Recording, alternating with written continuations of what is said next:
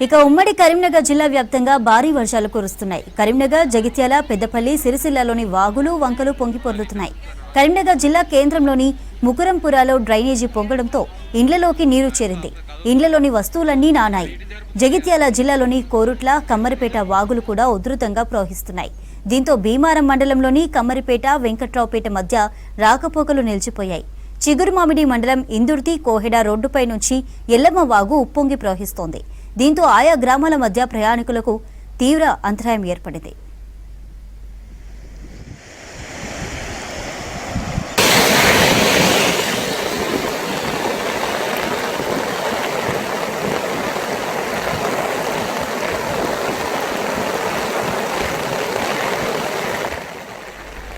రెడ్డిక ఉమ్మడి కరీంనగర్లో భారీ వర్షాలు, అధికారుల సహాయక చర్యలపై మంత్రి పొన్నం ప్రభాకర్ గారిని అడిగి తెలుసుకుందాం.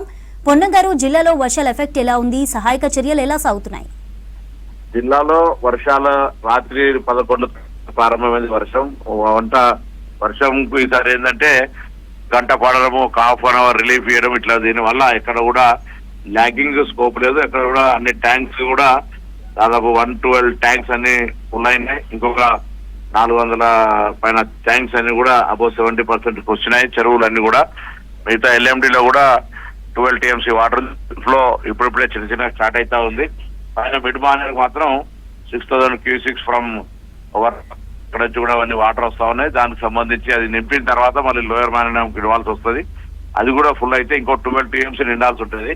అప్పుడు మనం కిందికి వదలడానికి స్కోప్ ఉంటుంది. కాబట్టి ఇప్పటి వరకు అయితే డిస్ట్రిక్ట్ వరకు సంబంధించి ఉమ్మడి కరీంనగర్ జిల్లాల కరీంనగర్ సంబంధించి సిరిసిల్లాకు సంబంధించినటువంటి ఆ లోక్సభ ఏరియాలో మేము రివ్యూ చేసుకున్నప్పుడు ఎక్కడ కూడా అంటే ప్రాణ నష్టం కానీ లేకపోతే ఇళ్లను పునరావాసం ఇప్పించేటువంటి అవకాశం అటువంటి పరిస్థితికి ఎక్కడ రాలేదు.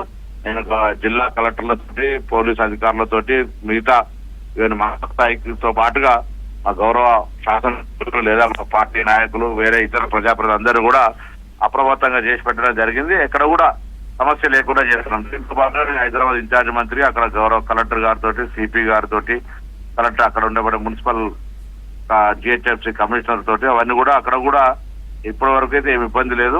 అర్ధరాత్రి వర్షం పడడం వల్ల ట్రాఫిక్ కూడా పెద్ద ఇష్యూ లేకుండా ఉండేది.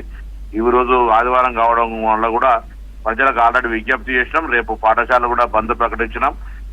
వర్షాల దృష్ట్యా వీలైనంత వరకు అవసరం ఉంటే తప్ప ప్రజలు రోడ్డు దిగి వచ్చేటువంటి ప్రయత్నం చేయొద్దు అనేటువంటి దాని మీద కూడా కోరుతా ఉన్నాం.